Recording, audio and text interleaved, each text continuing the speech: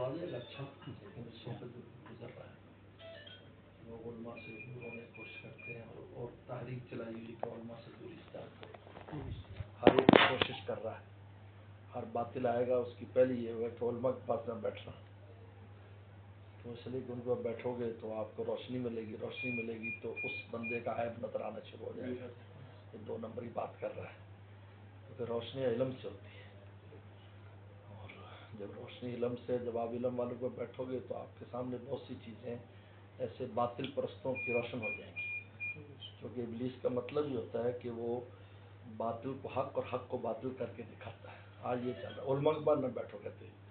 کیونکہ وہ آنکھوں والے ہیں، وہ کہیں گے بھائی اس میں تو یہ فلاں چیز عیب ہے۔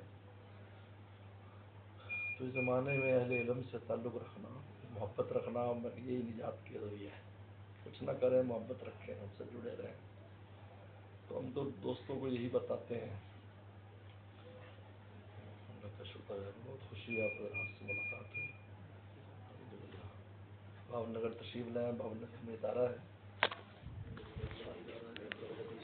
پرانا ادارہ 1944 سے